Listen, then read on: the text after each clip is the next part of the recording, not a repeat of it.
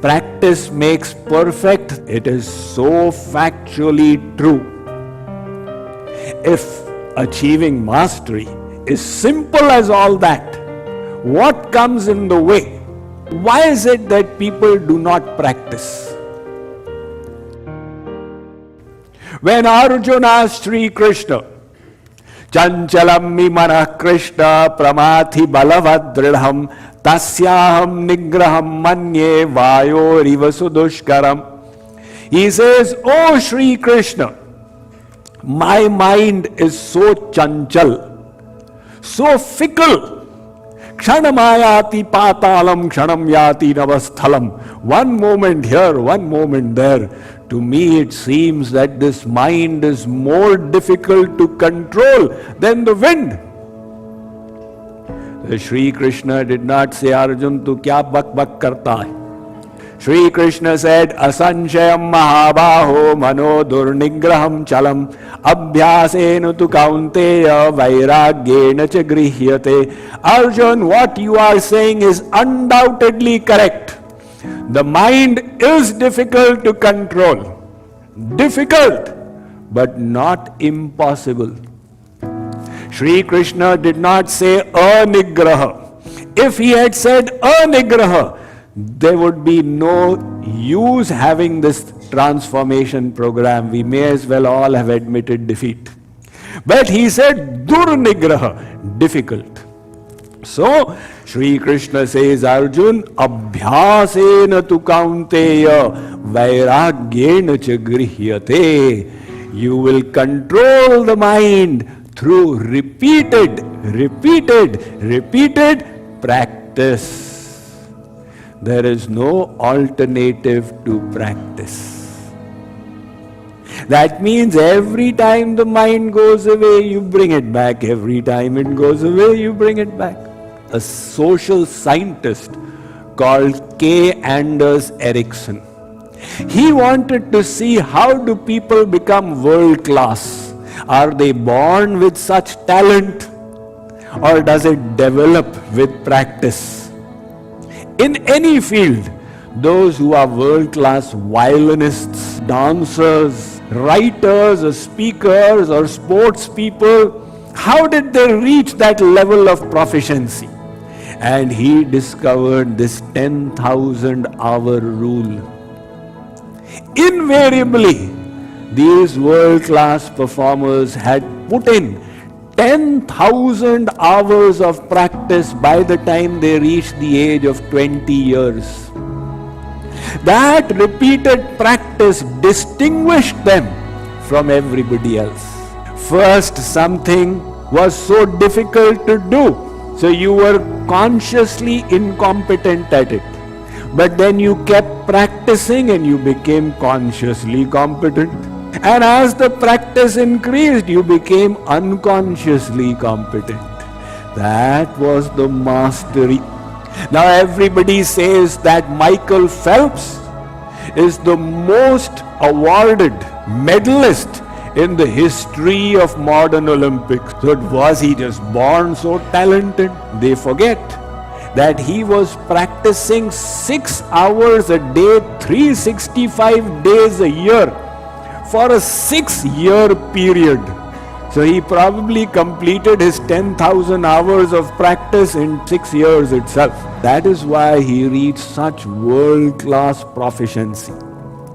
So whatever be the field, if you wish to manage your mind and your attitudes, again the same principle.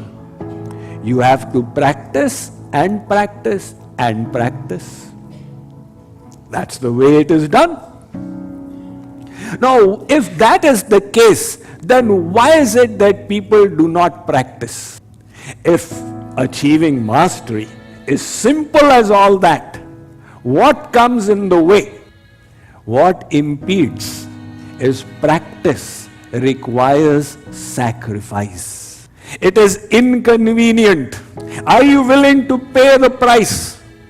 Couple of years ago, when Virat Kohli was scoring all his centuries in the IPL, I just read, what does he say about his practice? He says, like a yogi, When I go to the nets to practice for 3 hours, the mind gets bored, it complains, and the body says, no, I tolerate all the boredom and all the pain and do what is necessary. So much of mind control. So practice means you have to tolerate the pain and the inconvenience. There was one significant athlete, a black American called Edwin Moses. He held the record for the maximum number of races won. He won 122 races over a long stretch of many years without any defeat in between, in the 400 meters hurdles. So he was asked, what is the secret of your success? He answers, I have greater ability to tolerate pain than the others do. Such a brilliant answer. Whenever you wish to control, there is pain. The mind, the senses will complain. Are you willing to tolerate that pain and achieve mastery or not? That is why the poet said, the lives of great men were not made by sudden flight, but while their friends slept, they were toiling upwards in the night. In this world, nothing is going to come free. You have to pay the price for it.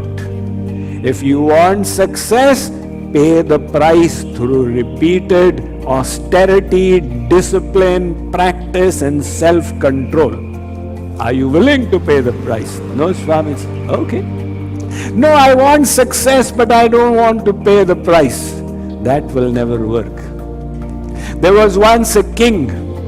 He wanted to leave a message of wisdom to enlighten the future generations with the wisdom of his age. So he gathered all the ministers and the wise people and said, come up with some extract that I can leave behind as a heritage through which future generations will gain wisdom. All these saints, wise people, scholars, they wrote a 4-page extract and brought it to the king. The king said, it's too long. In today's age of WhatsApp, who reads 4 pages? People keep forwarding messages, but who reads it? You know, I have heard a joke which also came through WhatsApp. That Brahmaji said to Yamaraj, you know, nowadays the Indians are sharing so much of wisdom on WhatsApp. Nobody will be coming to your door at all, to Narak. Everybody has become wise and intelligent. Yamaraj ji said, Brahma ji, they are receiving the wisdom and they are forwarding it, but they are not digesting it for themselves. Just like I sent you a message about how to decrease cholesterol, did you read it? So Pitama Brahma said, you know, I forwarded it to 4 broadcast lists, Yamaraj ji, but I didn't read it for myself. Yamaraj said, that is the whole problem. So the king said, look, in today's age of WhatsApp, nobody is interested in 4-page extracts, just shorten it up. These scholars, they went back, reconstructed it and came back with 1 page. The king said, it's good but not good enough, can you shorten it further? Then they did some little kataputi and they came back with 1 paragraph. They said, oh king, is it good enough? The king said, what I had in mind was something like a sutra, an aphorism. You see, why has Ved Vyas written the Brahma Sutra, little sutras, so that people can memorize them. Now these scholars returned and then they had a divine inspiration. And they came back with a sentence containing 5 words. When the king saw that, he said, brilliant! And what were the 5 words? There are no free lunches. If you can understand this, you will give up the jackpot mentality. Whether you want to control the mind, or you want bhakti, or you want proficiency in anything, you will pay the price through discipline, through practice, through hard work. What is required then? Self-control and willpower.